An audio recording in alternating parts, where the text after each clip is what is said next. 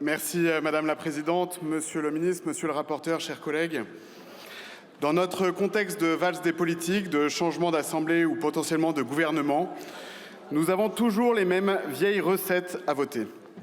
Approuver des déficits abyssaux, un rituel de la nouveauté pour perpétuer l'immobilisme. Aujourd'hui, voter contre ce texte n'aurait aucun sens. Comme le dit le proverbe, tout ce qui est passé est mort. Ce PLFG est le produit de décisions déjà actées, d'un passé budgétaire que l'on ne peut pas réécrire. Le groupe UDR a donc choisi de voter pour ce texte. Car si nous refusons d'endosser la responsabilité d'un tel échec, nous ne voulons pas non plus ajouter au chaos en donnant à l'illusion qu'une opposition stérile pourrait corriger des erreurs déjà commises. Mais ne vous y trompez pas. Ce vote est un cri d'alarme, une condamnation sans appel d'un modèle à l'agonie. Ce PLFG, mes chers collègues, est le symbole d'un État prisonnier.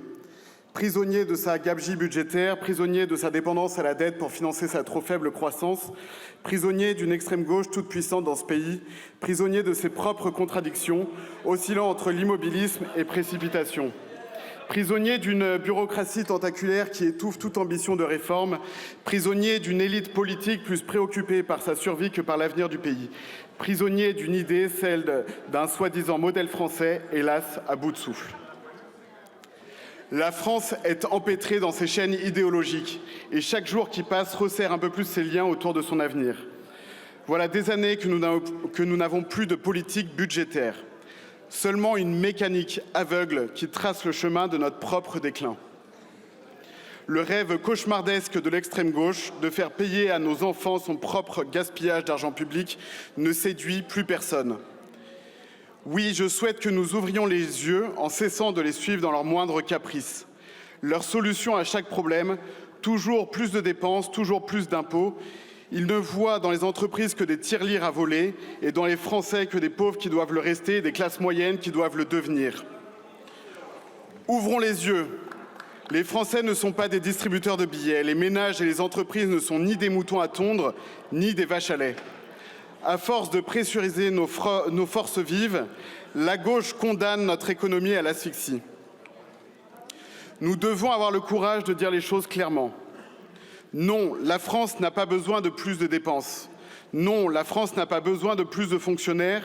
Non, la France n'a pas besoin de plus de normes. Non, la France n'a pas à aider au développement de la Chine ou de l'Algérie. Non, la France n'a pas à soigner le monde entier. Non, la France n'a pas à noyer ses entreprises. Chaque jour sans action aggrave le fardeau sur les épaules des Français. 110 000 € de dette pour chacun d'entre nous. 110 000 €. Chaque euro de dépenses non financées aujourd'hui aggrave cette somme terrifiante. Et chaque nouvelle taxe, chaque nouvelle norme, c'est un frein de plus à l'investissement, à la consommation, à la prospérité.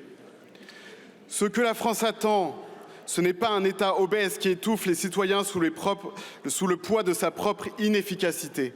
Ce que la France attend, c'est un État efficace, recentré sur ses missions essentielles, libérant les énergies, récompensant le travail, l'effort et la prise de risque.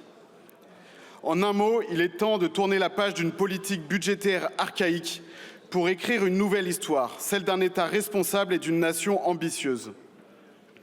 Notre vote aujourd'hui n'est pas un compromis, c'est un message.